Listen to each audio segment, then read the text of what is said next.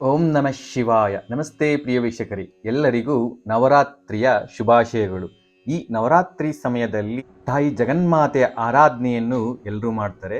ಈ ವಿಡಿಯೋದಲ್ಲಿ ತಾಯಿಯ ಒಂದು ಕೃಪಾ ಕಟಾಕ್ಷವನ್ನು ನೀವು ಪಡೆಯಲು, ಅವರ ಅನುಗ್ರಹವನ್ನು ಪಡೆಯಲು ಸರಳವಾದ ಮತ್ತು ಶಕ್ತಿಯುತವಾದ ವಿಧಾನ ಯಾವುದು ಅನ್ನೋದನ್ನ, ಹೇಗೆ ಆರಾಧನೆ ಮಾಡಬೇಕು ಅನ್ನೋದನ್ನ ಈ ವಿಡಿಯೋದಲ್ಲಿ ತಿಳಿಸ್ಕೊಡ್ತೀನಿ.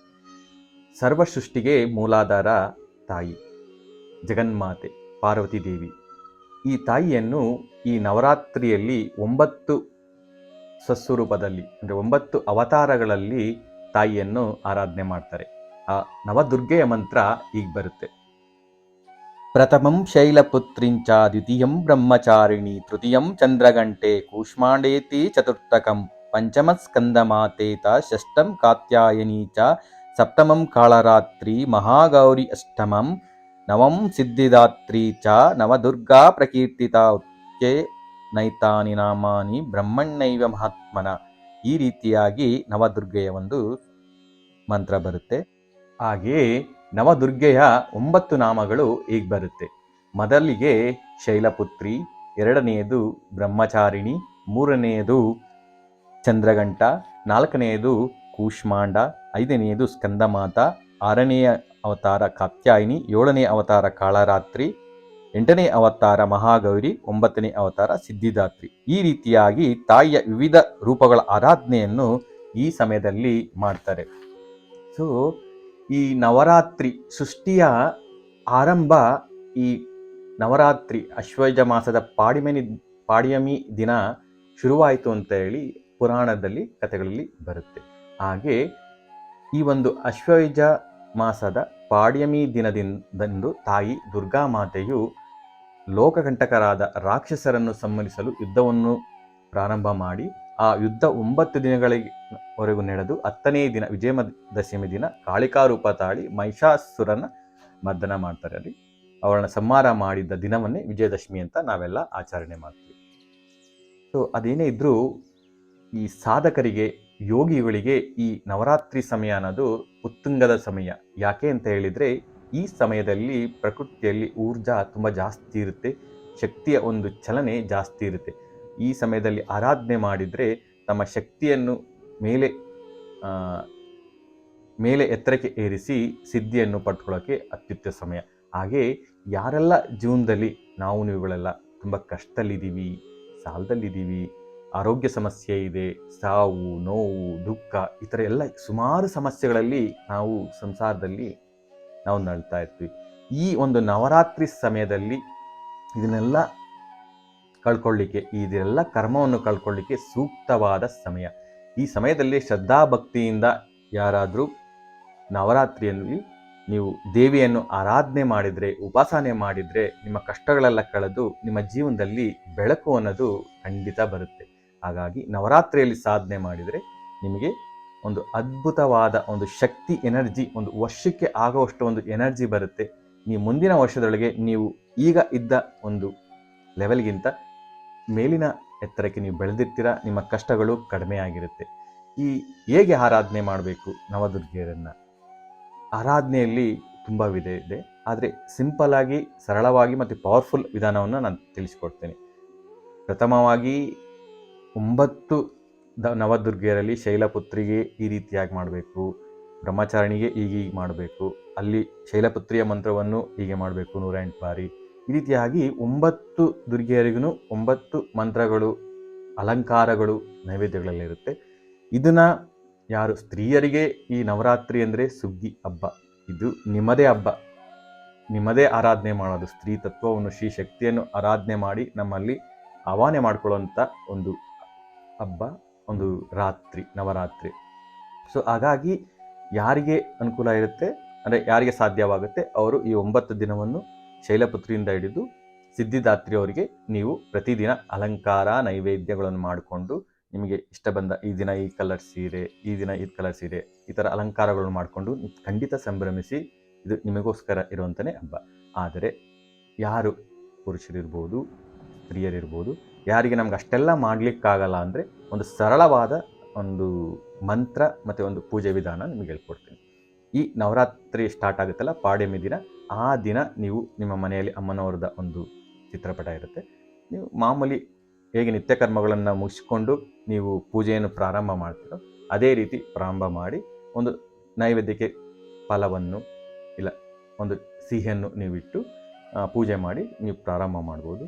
ಈ ಒಂದು ದಿನ ಸ್ಟಾರ್ಟ್ ಮಾಡಿದರೆ ಈ 9 ದಿನಗಳಲ್ಲಿ ನೀವು ಏನು ಮಾಡ್ತೀರಾ ಅನುಷ್ಠಾನ ಅದನ್ನು ನೀವು ಇಲ್ಲಿ ಸಂಕಲ್ಪ ಮಾಡಬೇಕಾಗತ್ತೆ. ಈ 9 ದಿನದಲ್ಲಿ ನಾನು ಈ ಒಂದು ಮಂತ್ರವನ್ನು 1,00,000 ಪಠಿಸ್ತೇನೆ, 50,000 ಪಠಿಸ್ತೇನೆ, 21,000 ಪಠಿಸ್ತೇನೆ, ಈ ರೀತಿಯಾಗಿ ನೀವೊಂದು ಸಂಕಲ್ಪವನ್ನು ಮಾಡಬೇಕಾಗತ್ತೆ. ನಾನಿಲ್ಲಿ 2 ಮಂತ್ರಗಳನ್ನ ತಿಳಿಸ್ಕೊಡ್ತೀನಿ. 2 ತುಂಬ ಪವರ್ಫುಲ್ ಮಂತ್ರಗಳು. ನಿಮ್ಮ ದುರ್ಗತಿಗಳನ್ನೆಲ್ಲ ಕಳೆದು ಒಂದು ನಿಮಗೆ ಸುಖ, ನೆಮ್ಮದಿ, ಸಂಪತ್ತು, ಆರೋಗ್ಯವನ್ನು ಕರುಣಿಸುವಂಥ ಒಂದು ಮಂತ್ರ. ನಿಮ್ಮ ಎಷ್ಟೇ ಕರ್ಮಗಳಿರಲಿ, ಶತ್ರುಕಾಟ ಇರಲಿ, ಕೆಲವರೆಲ್ಲ ಬ್ಲ್ಯಾಕ್ ಮ್ಯಾಜಿಕ್ಕು, ಮಾಟ, ಮಂತ್ರ ಅಂತ ಹೇಳ್ತಾ ಇರ್ತಾರಲ್ಲ, ಈ ನವರಾತ್ರಿ ಸಮಯದಲ್ಲಿ ನೀವು ಈ ತಾಯಿಯ ಆರಾಧನೆ ಮಾಡಿದರೆ ಖಂಡಿತ ನಿಮಗೆ ಒಳ್ಳೆಯ ಫಲ ಅನ್ನೋದು ಖಂಡಿತ ಸಿಗುತ್ತೆ. ಸೊ ಅದರಲ್ಲಿ ದುರ್ಗೆಯ ಒಂದು ಬೀಜ ಮಂತ್ರ ಬರುತ್ತೆ, ಒಂದು ದುರ್ಗೆಯ ಮಂತ್ರ ಬರುತ್ತೆ. ಸೊ ಈ ಮಂತ್ರವನ್ನು ನೀವು ಸಂಕಲ್ಪ ಮಾಡ್ಕೊಳ್ಳಿ, ಮೊದಲೇ ಸಂಕಲ್ಪ ಮಾಡ್ಕೊಳ್ಳಿ, ನಿಮಗೆ ಎಷ್ಟು ಮಾಡಲಿಕ್ಕಾಗುತ್ತೆ ಅನ್ನೋದನ್ನ. ಈ 9 ದಿನದಲ್ಲಿ ಎಷ್ಟು ಮಾಡಲಿಕ್ಕಾಗುತ್ತೆ ಅನ್ನೋದನ್ನ ನೀವು ಮಾಡ್ಕೊಳ್ಳಿ. ಡೈಲಿ 10,000 ನೀವು ಮಾಡ್ತೀರಿ, 10,000 11,000 ಮಾಡ್ತೀರಿ ಅಂದರೆ 9 ದಿನದಲ್ಲಿ ನೀವು 1,00,000 ಪೂರ್ಣ ಮಾಡ್ಕೋಬೋದು. ಅದೇ ರೀತಿ ನಿಮ್ಗೆ ಎಷ್ಟು ಸಾಧ್ಯನೋ 51,000, 21,000, 11,000 ಈ ರೀತಿಯಾಗಿ ನೀವು ಒಂದು ಸಂಕಲ್ಪ ಮಾಡಿಕೊಂಡು ಆರಾಧನೆಯನ್ನು ಮಾಡಬೇಕಾಗತ್ತೆ, ಪಠಿಸಬೇಕಾಗತ್ತೆ. ಇದಕ್ಕೆ ಅಂಥ ಮಡಿಯಾಗಲಿ ಅಂತ ಇದೇನು ಇರೋದಿಲ್ಲ. ನೀವು ನಿತ್ಯ ಕರ್ಮಗಳನ್ನು ಮುಗಿಸಿ ಸ್ನಾನ ಮಾಡಿ ಒಂದು ಒಳ್ಳೆಯ ಜಾಗದಲ್ಲಿ ಕೂತ್ಕೊಂಡು ನೀವು ಪಠಣೆಯನ್ನು ಮಾಡ್ಬೋದು. ಮಂತ್ರ ಹೇಗೆ ಬರುತ್ತೆ ಅಂತ ಹೇಳಿದರೆ, ಓಂ ರೀಂ ದುಂ ದುರ್ಗಾಯೇ ನಮಃ. ಸಿಂಪಲ್. ಓಂ ರೀಂ ದುಂ ದುರ್ಗಾಯೇ ನಮಃ. ಇದು ನಿಮ್ಮ ತನು ಮನ ನಿಮ್ಮ ಮೆದುಳಲ್ಲೆಲ್ಲ ಓಡಬೇಕು ಈ ಮಂತ್ರ. ಓಂ ರೀಂ ದುಂ ದುರ್ಗಾಯೇ ನಮಃ. ಈ ಮಂತ್ರವನ್ನು ನೀವು ಮಾನಸಿಕವಾಗಿ ಜಪ ಮಾಡ್ಬೋದು. ವಾಚಿಕವಾಗಿ ಮಾಡ್ತೀರಿ ಅಂದರೆ ಒಂದು ಕೂತ್ಕೊಂಡು ಒಂದು ಸ್ಥಳದಲ್ಲಿ ನೀಟಾಗಿ ಮಾಡಿ. ನೀವು ಮನಸ್ಸಿನಲ್ಲಿ ಮಾಡ್ತೀರಾ ಅಂತ ಹೇಳಿದರೆ ನೀವು ಯಾವಾಗ ಬೇಕಾದರೂ ಆ ತಾಯಿಯನ್ನು ನೀವು ಸ್ಮರಣೆ ಮಾಡಿಕೊಂಡು ನೀವು ಮಾಡ್ಬೋದು. ಅದೇ ನೀವು ಸಂಕಲ್ಪ ಮಾಡಿಕೊಂಡು ಈ 9 ದಿನಗಳಲ್ಲಿ ನೀವು ಮಾಡಿದರೆ ನೀವು ಕೊನೆಗೆ ಖಂಡಿತ ನಿಮಗೆ ನಿಮ್ಮ ಏನು ಕಷ್ಟ ಇರುತ್ತೆ ಆ ತಾಯಿ ಮೇಲೆ ಬಿಟ್ಟುಬಿಡಿ. ಅಮ್ಮ ಎಲ್ಲ ನೀವೇ. ಯಾವತ್ತೂ ತಾಯಿ ಮಕ್ಕಳಿಗೆ ಬೇಗ ಒಲಿತಾರೆ. ಮಕ್ಕಳ ಕಷ್ಟನ ಅವ್ರ ಕೈಲಿ ನೋಡೋಕ್ಕಾಗೋದಿಲ್ಲ. ನೀವು ಅಮ್ಮ ಅಂತ ಕರಿಬೇಕಷ್ಟೆ. ಕರೆದುಬಿಟ್ಟು ಆ ತಾಯಿನ ಆರಾಧನೆ ಮಾಡಬೇಕು. ಸೊ ಈ ಒಂದು ಮಂತ್ರನ ಪಠನೆ ಮಾಡಿ. ಹಾಗೆ ಇನ್ನು ಸಾಧಕರು ಇರ್ತೀರಾ, ಯೋಗಿಗಳಿರ್ತೀರಾ, ಕೆಲವರು ತುಂಬ ಇನ್ನೂ ಜಾಸ್ತಿ ಸಾಧನೆ ಮಾಡಬೇಕು, ನನಗಿನ್ನೂ ಜಾಸ್ತಿ ಶಕ್ತಿ ಬೇಕು ಅನ್ನೋರು ನವರ್ಣ ಮಂತ್ರವನ್ನು ನೀವು ಪಠನೆ ಮಾಡ್ಬೋದು. ಅದನ್ನು ಇದೇ ರೀತಿಯಾಗಿ ಸಂಕಲ್ಪ ಮಾಡ್ಕೊಳ್ಬೇಕಾಗತ್ತೆ, ನಾನು ಇಷ್ಟು ಮಾಡ್ತೀನಿ ಅಂತ. ನವರ್ಣ ಮಂತ್ರ ಈಗ ಬರುತ್ತೆ. ಓಂ ಐಂ ಹ್ರೀಂ ಕ್ಲೀಂ ಚಾಮುಂಡಾಯ ವಿಚ್ಚೆ. ಈ ಮಂತ್ರವನ್ನು ಎಷ್ಟು ಪಠಿಸ್ತೀರೋ ಅಷ್ಟು ಶಕ್ತಿ ನಿಮ್ಮಲ್ಲಿ ಗೊತ್ತಾಗುತ್ತೆ. 3ನೇ ದಿನದಲ್ಲೇ ನಿಮಗೆ ಅಲೌಕಿಕ ಅನುಭವಗಳಾಗುತ್ತೆ. ಈ 2 ಮಂತ್ರಗಳಲ್ಲಿ ಯಾವುದಾದ್ರೂ ಒಂದು ಮಂತ್ರನ ನೀವು ಆಯ್ಕೆ ಮಾಡಿಕೊಂಡು ನಿಮ್ಮ ಇಷ್ಟದಂತೆ ನೀವು ಈ ನವರಾತ್ರಿಯಲ್ಲಿ ಸಾಧನೆ ಮಾಡಿ. ಈ ನವರಾತ್ರಿ ಸಾಧನೆಯಲ್ಲಿ ನೀವು ಯೋಗಿಗಳಾದರೂ ಸಾಧಕರು ತಮ್ಮ ಸಾಧನೆಯನ್ನು ಮೂಲಾಧಾರ ಚಕ್ರದಿಂದ ಪ್ರಾರಂಭ ಮಾಡಿ ಸಹಸ್ರಾರವರೆಗೂ ತೆಗೆದುಕೊಂಡು ಹೋಗ್ತಾರೆ. ಹಾಗೆ ತೆಗೆದುಕೊಂಡು ಹೋಗಿ ತಮ್ಮ ಸಾಧನೆಯನ್ನು ಸಂಪೂರ್ಣ ಮಾಡಿ ಸಿದ್ಧಿಯನ್ನು ಪಡ್ಕೊಳ್ತಾರೆ. ಹಾಗೆ ಈ 2 ಮಂತ್ರದಲ್ಲಿ ಯಾವುದಾದ್ರೂ ಒಂದನ್ನು ನೀವು ಆಯ್ಕೆ ಮಾಡಿಕೊಂಡು ಸಂಕಲ್ಪ ಮಾಡ್ಕೊಂಡು ಮಾಡಿ. ಖಂಡಿತ ನಿಮಗೆ ಈ ನವರಾತ್ರಿಯಲ್ಲಿ ಅದ್ಭುತವಾದ ಒಂದು ಶಕ್ತಿ, ಎನರ್ಜಿ ಅನ್ನೋದು ಖಂಡಿತ ಸಿಗುತ್ತೆ. ಇದನ್ನು ಮಾಡಿದ್ದೀವಿ, ನಾನು ಮಾಡ್ತೇನೆ, ನೀವು ಮಾಡಿ. ಇನ್ನು ಇದು ಊಟ ಉಪಚಾರ ಆಹಾರದ ಬಗ್ಗೆ ಹೇಳಕ್ಕೆ ಹೋದರೆ ತಮ್ಮ ದೈಹಿಕ ಶಕ್ತಿಗೆ ಅನುಸಾರವಾಗಿ ನೀವು ಮಾಡ್ಕೋಬೋದು. ಕೆಲವರು 9 ದಿನ ನೀರನ್ನೇ ಕುಡಿದು ಆರಾಧನೆ ಮಾಡ್ತಾರೆ. ಅದು ಎಲ್ರಿಗೂ ಸಾಧ್ಯ ಇಲ್ಲ. ಕೆಲವರು ಫಲಾಹಾರಗಳನ್ನು ತಾಳ್ತಾರೆ, ಕೆಲವರು ಒಂದು ಸಲ ಊಟ ಮಾಡಿ ಪೂರ್ತಿ ಉಪವಾಸ ಇದ್ದು ಮಾಡ್ತಾರೆ. ನಿಮಗೆ ಯಾವುದು ಅನುಕೂಲನೋ ಆ ರೀತಿಯಾಗಿ ಮಾಡಿ. ಆದರೆ ಮಾಂಸಾಹಾರ ಖಂಡಿತ ಬೇಡ, ಮತ್ತು ಮೃಷ್ಟಾನ್ನ ಭೋಜನವೂ ಬೇಡ. ಆದಷ್ಟು ಸಾತ್ವಿಕವಾದ ಆಹಾರವನ್ನು ಈ ಸಮಯದಲ್ಲಿ ತೆಗೆದುಕೊಳ್ಳಿ. ಯಾಕೆ ಅಂತ ಹೇಳಿದರೆ ಬಾಡಿಯಲ್ಲಿ ಎಷ್ಟು ಖಾಲಿ ಇರುತ್ತೋ ಅಷ್ಟು ಎನರ್ಜಿ ಫ್ಲೋ ಆಗುತ್ತೆ. ನೀವು ಎಷ್ಟು ಜಪ ಮಾಡ್ತಾ ಇರ್ತೀರ, ಪೂಜೆ ಮಾಡ್ತಾ ಇರ್ತೀರ, ಆರಾಧನೆ ನಿಮ್ಮ ಶಕ್ತಿ ನಿಮ್ಮೊಳಗೆ ಬರಬೇಕು ಅಂತ ಹೇಳಿದರೆ ನೀವು ಸ್ವಲ್ಪ ಫ್ರೀಯಾಗಿ ಬಿಡಬೇಕಾಗತ್ತೆ ದೇಹವನ್ನು. ಹಾಗಾಗಿ ಆದಷ್ಟು ಕಡಿಮೆ ಆಹಾರವನ್ನು ತೊಗೊಳ್ಳೋದು, ಅದರ ಸಾತ್ವಿಕ ಆಹಾರವನ್ನು ತೊಗೊಂಡ್ರೆ ತುಂಬ ಒಳ್ಳೆಯದು.